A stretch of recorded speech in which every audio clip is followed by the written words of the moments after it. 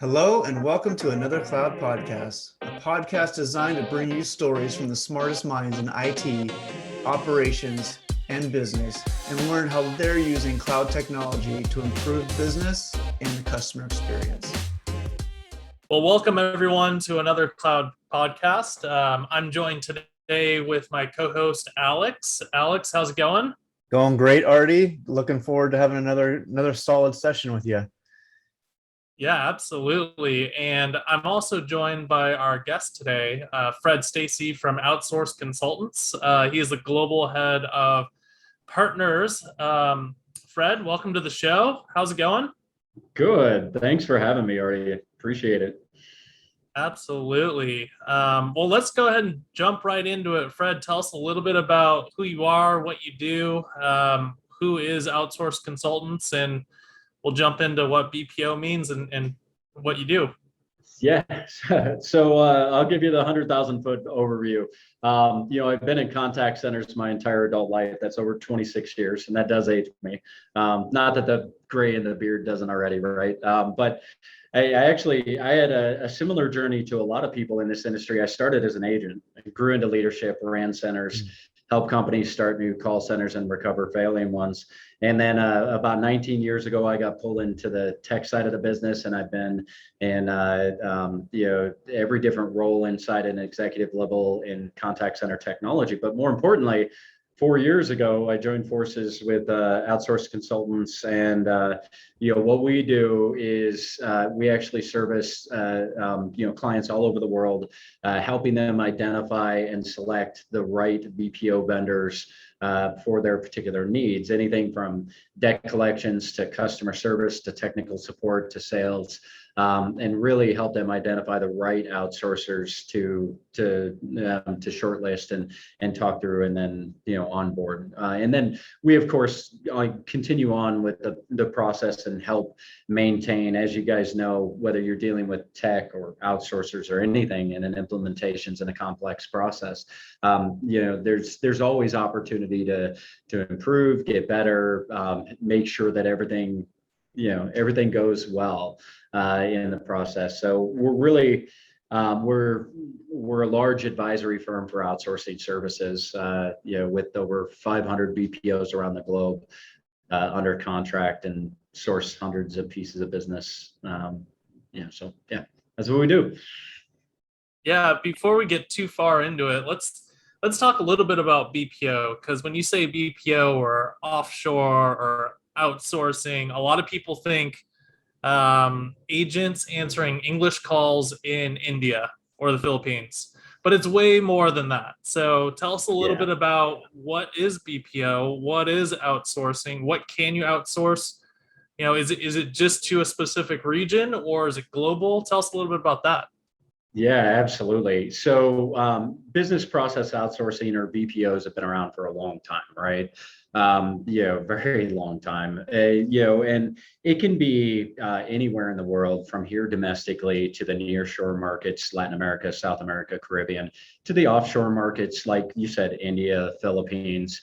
South Africa is emerging. Africa itself is emerging as a market. And then there are niche markets that are out there that service for different languages. I think as you dive down into this, much like, I know you guys work a lot around CCaaS and contact center. There's a lot of complexities to which one is the right fit, depending on project, campaign, company, culture. There's a big difference between a outsourcer or a BPO that has a DNA of sales versus a DNA of customer experience. And where those locations are around the world, it also makes a difference, because culturally there's better fits for different things. Simple things like, a lot of people don't realize India is still very much an outsourcing mecca, but a lot of the US-based support that we do over there is now focused on the digital channels, which they're tremendous at supporting. But because, like in the US, India is, the voice path hasn't always been looked upon, positively. A lot of that voice activity has gone to other countries that have more neutral accents, and just tend to service the market better. So there's all kinds of complexities, in outsourcing, and the dynamics in pricing, quality fluctuate greatly, depending on where you go and who you work with. Well, I can imagine that a company looking to outsource through a BPO and trying to do it on their own would be a very tall order to do. Because like you said, there's hundreds of them out there, right? You guys represent 500, probably some of the best ones out there. Give us an idea of like, for people that aren't familiar, 500 sounds like enough for the whole world. How many are really out there that are in the market? Like, what does the market space look like? Thousands, right? There are a handful of publicly traded companies like the Teleperformance, Teletex, Sitel out there, the multi-billion dollar, which are very large, which have their own specific fit. But then there's thousands of others, mid-market, small, niche players, that focus maybe on healthcare, or niche players in the debt collections market that service, financial services. And, there's so many out there, and it's not just the complexity of how many, but the understanding of knowing what they do and what they do exceptionally well that really differentiates us, right? Because we keep 50, 60 plus data points on all of these BPO partners, and we understand not just what they say they do, but what we've actually placed and what they do really well, and the case studies and the experiences, and the team that wraps around this. We've got 20 plus year industry experts that work on all aspects inside our business. So it's really the depth, right? It's the having that guidance and that organization that really understands who to talk to, and how to work through that process. That's critical. It's a crowded market, and there's a lot of choices and a lot of places you could go. And especially when you're talking about, in some cases, millions of dollars in costs, although it saves, potentially millions of dollars, right?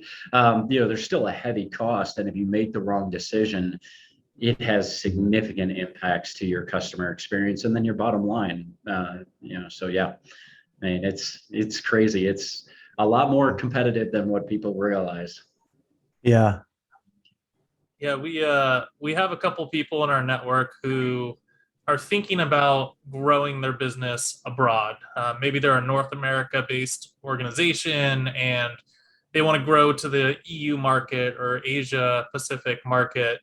And they really have two options. It's either do it yourself, buy a physical location, do all the training, the hiring, have boots on the ground from corporate, start that organization there, and maybe have, potentially have multiple sites, one in the UK, one in Spain, one in Germany to support all the different languages.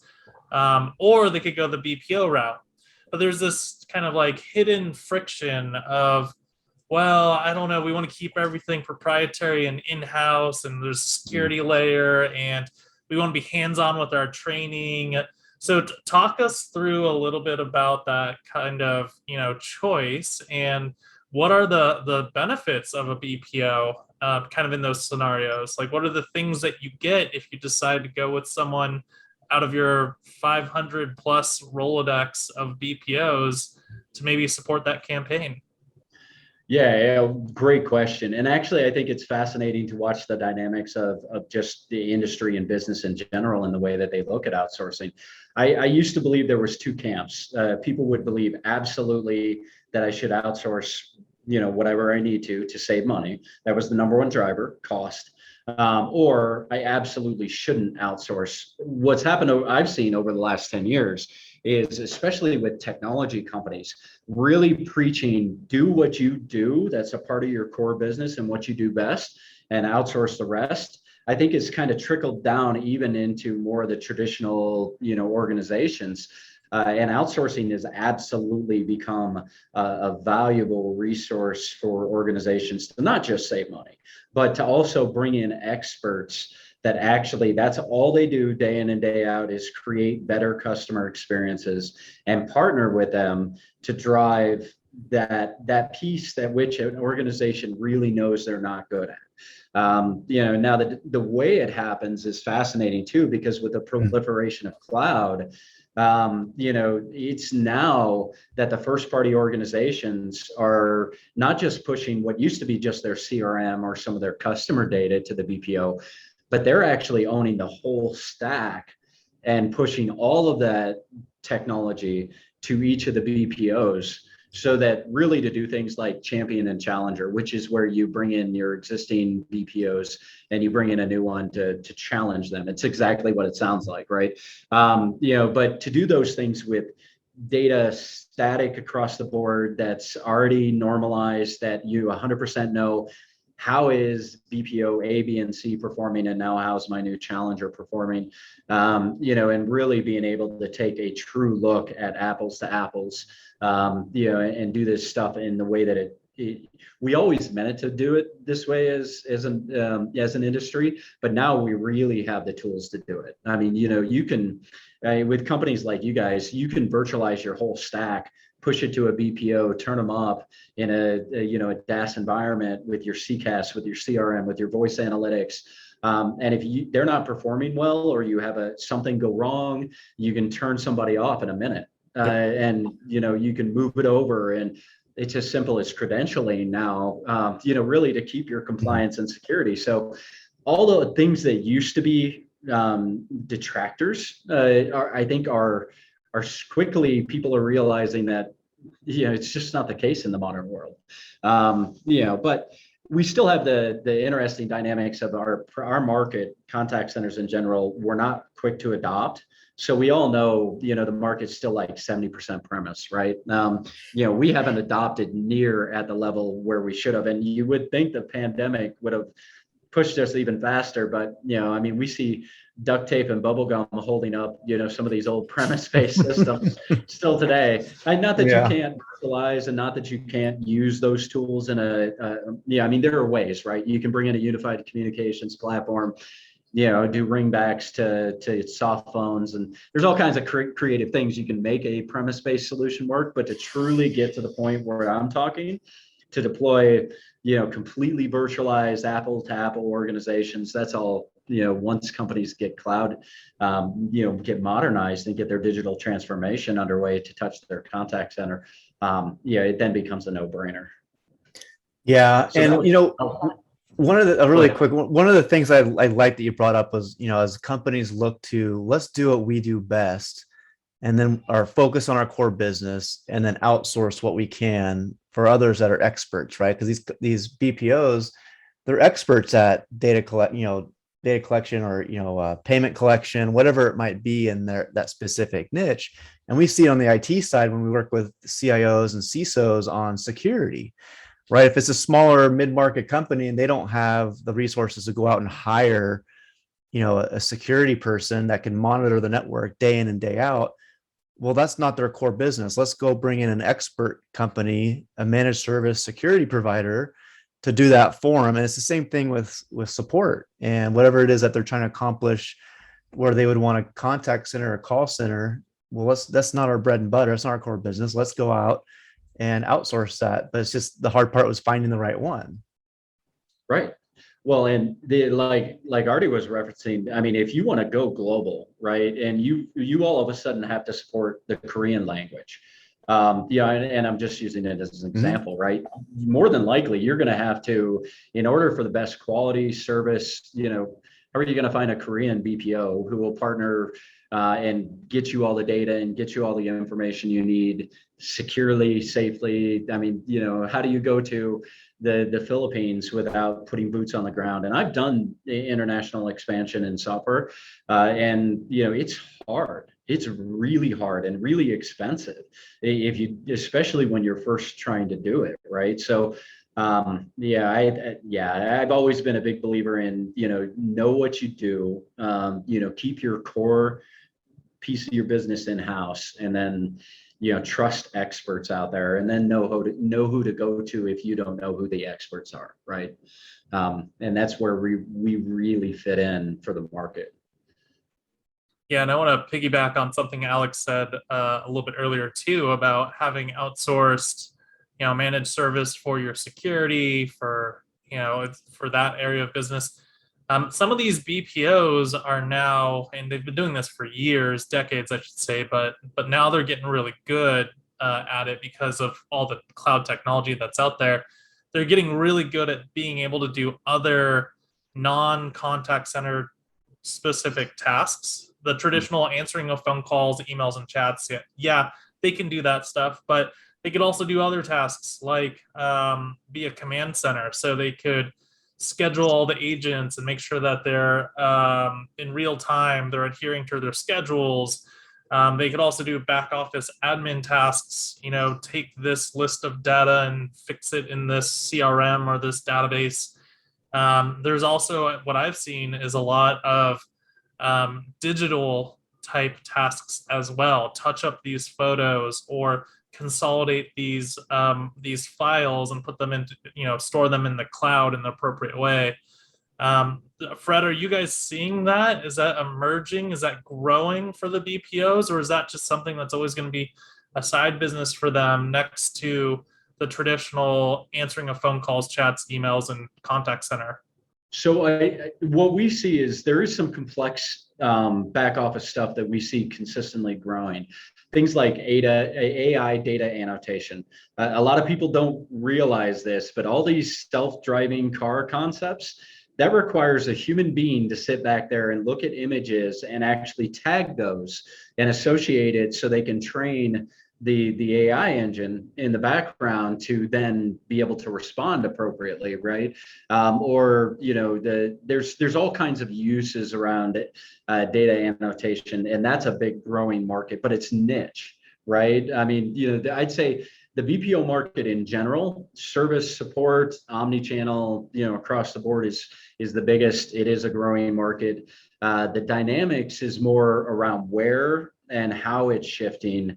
And in particular, especially over the last year, especially the last 4 months or so, 4 to 6 months, is the labor shortage here in the US for agents to answer phones is impacting the change of where a lot of projects are now going. So, I mean, is the back office stuff growing? Sure, absolutely. Because of what I mentioned, what we talked about earlier, right? The idea of accepting that we do these things really well and the rest we can outsource. I think the back office stuff will continue to grow, but more where we play in the contact center, customer experience, sales, collections, the human resources of that piece and the customer communications, the dynamics have shifted of where a lot of these projects are going. Because what used to be traditionally financial services, heavy compliance projects, HIPAA projects, now they almost have to consider the nearshore market, because we can't find the agents here in the US. Mm-hmm. Or if we do, we're changing where we're looking for the agents in the US and going to tertiary cities, Midwest cities with lower costs of living, and I mean, it's fascinating to watch the dynamics, but we definitely see some of the back office stuff changing. But I think the biggest growth I've seen in that has been on the data annotation side.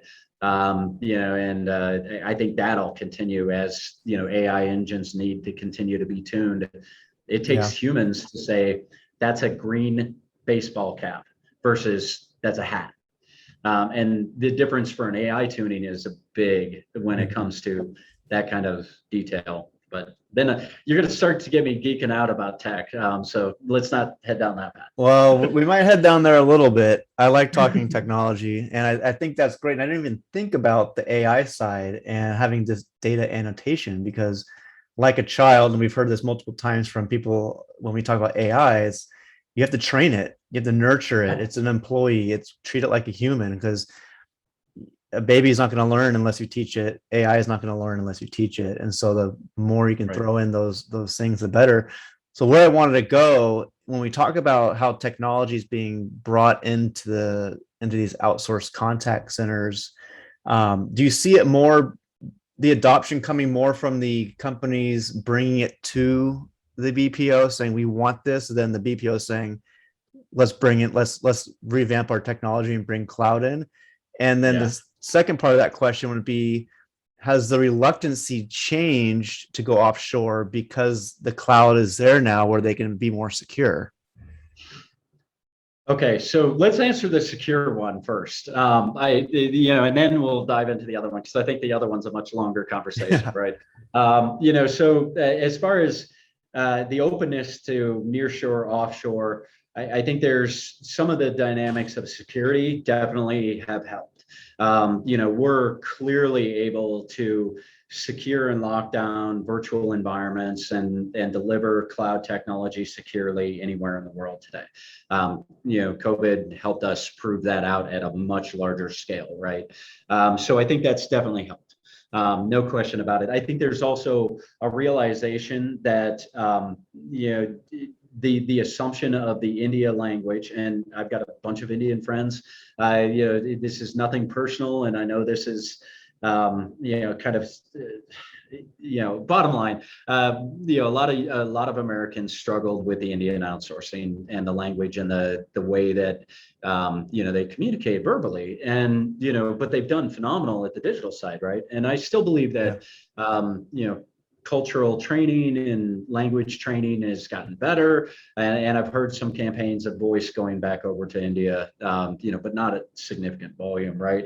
But what we have realized is, like in the nearshore market, the pockets of expats, the pockets of English, really good English quality, and the way that they're training today, the way that they can test. I mean, there's technology out there that can actually analyze someone's voice quality and what level of speaker they are of English. So there are all these advancements around really honing, the right agents for the right projects with the right quality in English, and finding the markets that really natively seem very similar to our accents here in the States, where you might even, quite frankly, the English is even sometimes better than certain pockets here in the U.S. So I think it's that recognition that outsourcing isn't the experience of terrible accents where you can't understand them and you have to repeat, and the security and all those pieces that kind of make it's a bunch of things, right? But I think those are big drivers to make people accept that, hey, I can move this somewhere else and still do really great at customer experience. So why wouldn't I take advantage of the cost savings? Yeah, and I wrote this in my book, but one of the things that we've noticed is here in the U.S., a contact center role, an individual contributor answering calls and chats and emails every day, that's not the highest pinnacle job or role. You don't go home for Christmas and you tell your grandma, like, I'm so excited, I love my job, I answer 40 calls a day. That's just not culturally in the US something that is, the rock star, or you're the breadwinner, you're going to bring the money home. Like, no one's really proud. Whereas in these other countries, it really is.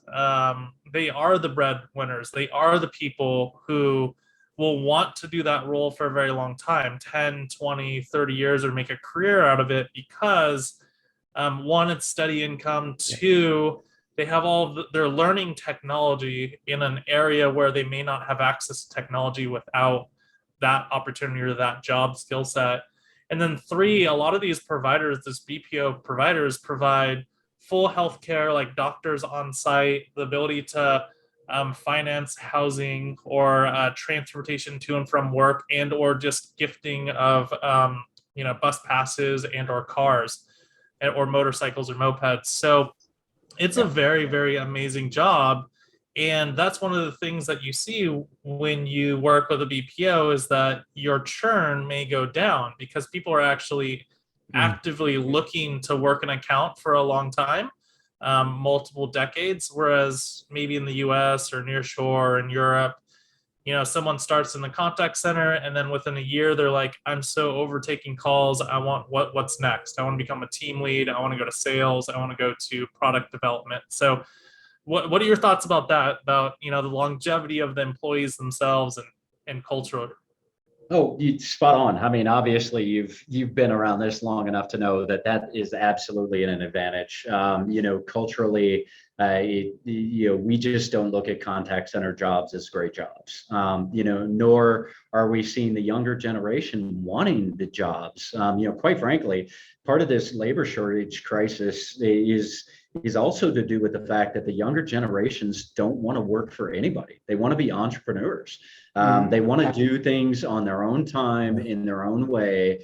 And it's a change, it's a shift, right? And we have to be prepared for it. And the reality is, as adoption comes with these, nearshore and offshore markets in the service, those jobs aren't coming back, and that's okay, because the modern child doesn't want to do them, right? Nobody. I know when I was a kid, I didn't say, when I grow up, I want to be in the contact center, or the call center business, right? But here I am, 26 years later. I think the same opportunity exists, in these countries where this is a great job. Answering the phones, making more money than anybody else they know in their family, likely, to be in an organization that has growth. And these centers, if you've seen some of these, the game rooms, they've got coffee, they've got all this stuff supplied, they have fun. And this is a real learning opportunity for them. And they get an opportunity to grow into leadership and maybe someday take the path that I took, or whatever path, but it gives them something that they can take care of their family. And it really does make a big difference. I was lucky enough to go to the Philippines early on when they were starting their big expansion into outsourcing, and to see from the time that I went to 10 years later to 15 years later, how the country changed, and the dynamics. And the same thing happened in India. And I mean, it's a great opportunity for them. And I think, there's no question. Attrition rates, in saturated markets in outsourcing, you got to kind of watch those, because in the really big markets, once they get saturated, then the centers start competing for the best agents, and they start, nickel and diming each other. So they'll bring an agent over for an extra, 500 pesos, the Filipino pesos, a month. Will get, the best agent to come over and work for them. But we continue to expand out to secondary cities in these places. And, there's always the next place to outsource. It just really depends on infrastructure and quality and all that stuff. But yeah, I agree, Artie. I think you'll find better attrition rates. You'll find better quality. People will actually really be excited to come to work, and getting there and actually spending time in these foreign centers is pretty awesome. Because they really appreciate the work. One quick question, Artie. So you mentioned, I guess we talked about like the quality of it, right? When COVID hit and they're all working from home now, how badly has that affected? Because we know the infrastructure in the Philippines for internet service is not as good as it is here. How do the BPOs deal with that? And are they bringing people back in now? Like, I imagine that was a huge problem. That's some of the. What I was going to ask. That's so funny, Alex. I was going to ask about the work from home post-pandemic world. Yeah, well, I mean, I want to get back to your original question, Alex. Though you asked me 2 questions, and we're kind of jumping past. So that's all right. We just keep going. We'll just keep rolling. I mean, yeah, absolutely, without a doubt. There's a lot of risk in some of these, countries where. The network, the parks. So in the Philippines, there's high rises full of contact centers, or there was. Same way with India, same way with South Africa and other developing countries. They bring all this network infrastructure, redundancies, power, all this stuff into these office parks, and they're perfect, right? But as soon as the agents had to go to home, it created all kinds of dynamics, right? I mean, first of all, if you look at most countries like this that are emerging markets in the BPO, generally speaking, it's not a single family household, right? It's a multifamily household. There's the grandparents, the parents, the kids, the grandkids, all under one roof. And generally speaking, not a large roof that's got good soundproofing. So there's the dynamic of that, right? There was a big story early on. There was a unmentionable credit card company that had agents that they kept getting complaints about roosters being heard in the background, right? And this became like somehow newsworthy. I don't remember why it made the news, or maybe it's just because I follow everything contact center and I just happen to catch something. But there was that. There's the dynamics of the power. There's the dynamics of the connectivity. I mean, it's a risk, and that's why we're continuing to see the nearshore markets accelerate because of the better infrastructure, the better quality, and among other reasons. But you definitely have to take into consideration, the pandemic is here. There's no sign of ever getting really back to what we used to call normal in 2019. And you have to take that into consideration when you're looking at outsourcing. Now, you can fix the at home, you can bring in, there's now, SD-WAN type of technology for the home. There's alternate carriers in some markets that are starting to pop up, like the Philippines, where they can have multiple routes to a home. But if you virtualize all of your own systems, you can control the security and you don't have to take the risks of that stuff. But all it takes, is one good typhoon to hit the Philippines, and there's a lot of homes that are going to be without power, without connectivity, and it's a risk. And that's why geo redundancy. We used to talk. I think you guys have probably seen this from the IT side. We used to talk about geo redundancy and have disaster recovery plans, right? But COVID proved that we all were not prepared properly for the future, and that's what we're seeing more is companies, even in the mid-size, are starting to break apart and become better at geo redundancy and centers and resources and using multiple BPOs. And that's where owning the stack becomes really critical when you're pushing out, to multiple groups and you're trying to manage them all together. That's why you're having guys like you help on the IT side, and help build out the stack properly becomes so critical. Because you gotta have that stuff, locked down, I guess, for lack of a better term. So, yeah, and you have to think about where you're putting the contact center, where they are culturally. Do they understand your business model? I've heard some stories and read some news articles about a major pet company. I won't say the brand, but they sell leashes for dogs. They sell little outfits and things like that for cats and dogs and dog toys. Trying to do an outsourced campaign where in the Philippines, they don't have dogs on leashes.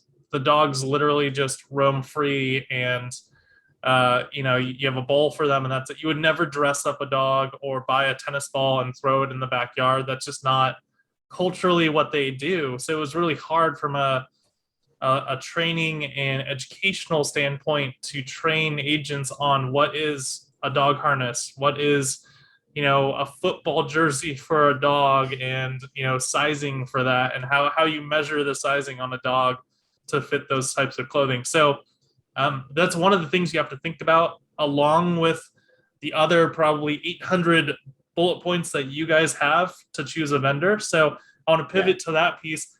How do you guys help categorize what can or cannot work for a specific business? Is it all technical specifications? Is it all people and process? Or do you guys also dive into, like, culturally, you don't want to put your team in, let's say, India because they don't have delivery cupcakes or dogs on leashes or whatever the brand is?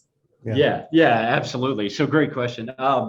Clearly there has to be some technical discovery done during the process, but the discovery is more about the organization, what they're trying to outsource. Because in a lot of companies, especially as you get larger, they could outsource 10 different types of campaigns, right?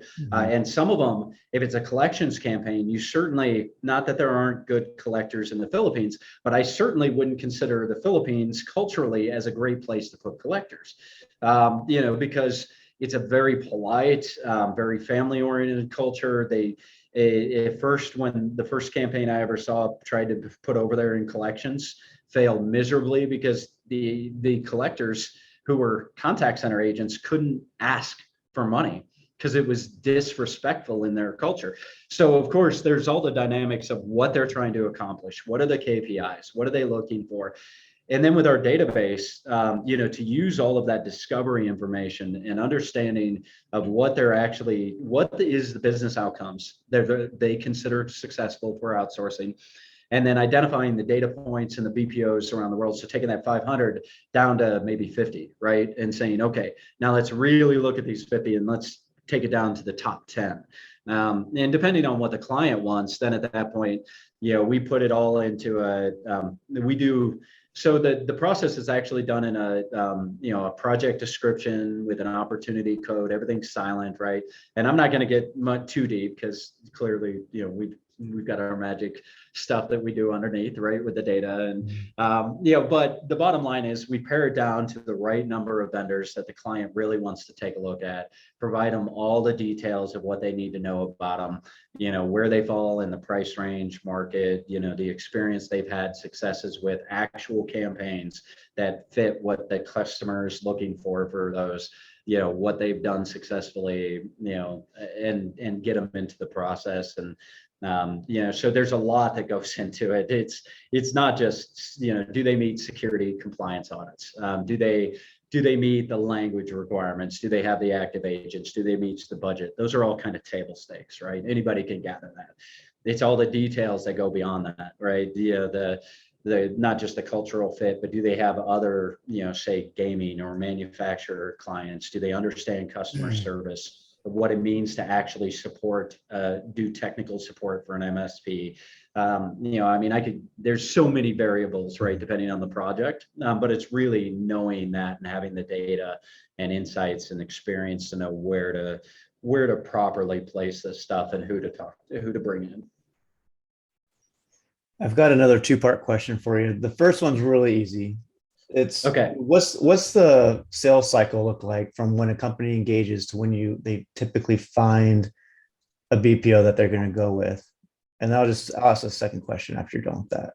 Okay. Yeah. Let's answer one at a time because knowing us, we'll probably wander off on another tangent. So first sales cycle, depending on size, scope, everything. But let me put it this way. We had a really large company come to us and absolutely needed to turn somebody up for some huge volume spikes. We did it over a weekend, so that's not normal, right? Let's be clear. Nobody wants to do that. Nobody feels good about those environments, but we can, because there are always emergencies where you need to bring something in. Mm-hmm. Typical sales cycle is going to be, 60, 90 days. Depending on where the client's at the stage, where they're at in the process. Now we've seen sales cycles as long as 12 months, 24 months is, depending on contracts, terms, what they're trying to accomplish. Yeah, they can be all over the board, but I'd say typically you can expect, 3 months time to do a really good quality search, selection, shortlisting, contract negotiations to launch. And then depending on the launch, we then get our customer advocate team, our customer success team, client success, which is ran, by the way, by the former head of outsourcing for Best Buy globally. That team is 20 plus years. So they get engaged, they help with the launch, make sure that everybody is communicating, because we all know that between a vendor and a client, sometimes they don't always do a good job of, properly communicating and working together. And we make sure to massage that and that it's all successful in the end. And that the client gets really what they need, which is excellent customer experience. And then the life of the cycle goes on, right? Hopefully the client and the partner are happy together and, everything's rosy and, they grow for years to come. Absolutely. That's good to know. So clients or customers that are looking to move somewhere, we can give them an idea of how long the process typically takes. So my second question, this could go on for a long time, but we can make it high level since we are coming up a little bit against our time, is where do you see the future for BPOs? Like where do you see growth? Where do you see technology moving? Pick any lane and just as far as future growth and what that looks like just for the industry. Hey, look at you. You brought me back to your actual first question, which is the tech drivers in the BPO, because this is actually the future state of outsourcing and contact centers in general. So yeah, there's an interesting dynamic right now. I think we're in this awkward space of our teenage years. Although outsourcing has been around forever, I kind of look at this as our teenage years, because right now anything 50 seats or bigger, the first party organization, the client, is pushing all of their tech stack. But all these BPOs are being asked about technology, in particular artificial intelligence, call deflection, because most of the clients out there are still trying to figure it out themselves, right? So they're leaning on the BPO because they are the contact center customer experience experts.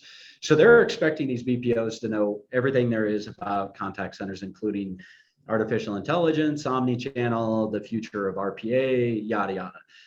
Unfortunately for the BPOs, they're almost having to bring this into their stack, even though they're probably not prepared for it.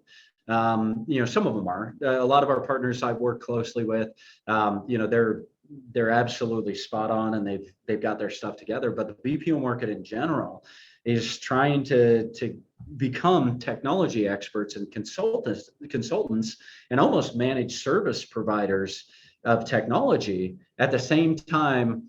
Well, everybody knows that the first party client is going to be the one that's going to own all the tech stack. I mean, with GDPR, with California data protections, they won't have a choice. They won't be able to let their customer experience data exist anywhere else. So we're in this interesting dynamic right now where BPOs are trying to become good at selling tech. Customers are asking them for it, right? So they have to deliver something. But the clients are pushing all the tech, and that's the future. So over the next 5 to 10 years, there's going to be this interesting dynamic of BPOs positioning themselves as technology providers or managed service providers, or partnering with other people, and helping to solve this problem for their clients while the clients figure it out. Now, the future state is that, like we talked earlier, today I can deliver a full stack in a virtual environment and completely control it across the board in my own systems and platform, which is the way it should be. Whether the first party company is using AI today or business intelligence or doing any large data mining, initiatives, whether they are today or not, doesn't matter, because they should be collecting the data and owning that so that later on they can farm it and train their own AI and do all that stuff. Yeah. But we're in this teenage years where everything's really awkward, and the clients are going, "Oh, BPO, you're the expert. Tell me about AI." They're like, "We're human experts. Now we have to become technology experts." And then you've got the top end of the market, right? Teleperformance, Teletech, buying these big SI firms, buying consulting firms, bringing in technology, and they've got billions of dollars in revenue. So the mid-market is trying to catch up. The small market is still trying to figure out what they're doing, whether they even commit to it, knowing that, in 5 to 10 years, we're going to be, instead of a 70% premise, we're going to be, 30% premise, and that's going to flip. And there really isn't going to be much outsourced on the actual BPO's technology stack. So they're stuck in the middle. It's a really weird time, but so the future to me is that you'll outsource anywhere in the world with the right partners that absolutely fit. You'll control, the first party companies will control the whole stack. The BPO will bring in all the agent focused technology, so things that engage the agent, right? Gamification may be owned in a BPO. But it's more than likely a lot of the first parties are going to push some of their own gamification. WFM should, in some cases, be owned by the BPO. But again, a lot of times the first party and the bigger ones are going to push their own. So they're going to be in this dynamic of, it all depends on what the client wants, and we'll deliver. But the BPO will only own maybe 10% of their agents will work within technology within their own scope. And then I do believe that what the bigger BPOs are doing in the managed services consulting practices, those will spin out as part of the BPO overall offering for anything mid-size and above. But who knows? I could be wrong. I could be completely blind and I'm missing something. But I think it all comes down to BPOs are going to be really good about strategically partnering with their clients to deliver whatever it is that they need to make the campaign successful. And then the client will deliver all the rest of the tech through virtualization. Yeah, and we know this industry is not going to be going anywhere anytime soon. It's been around forever. It'll continue to be around forever. We're running out of time, so I'll wrap it up. Fred, I want to thank you so much for being on the show, for helping us understand outsourcing and BPO and demystifying everything offshore, nearshore, and outsourcing. Thank you so much for joining. If anyone has any questions, they could always reach out to Fred directly or reach out to any of us, Alex or myself, and we'll make the intro. And Alex, thank you so much for being the co-host today on this show. And looking forward to having more conversations about BPO in the future.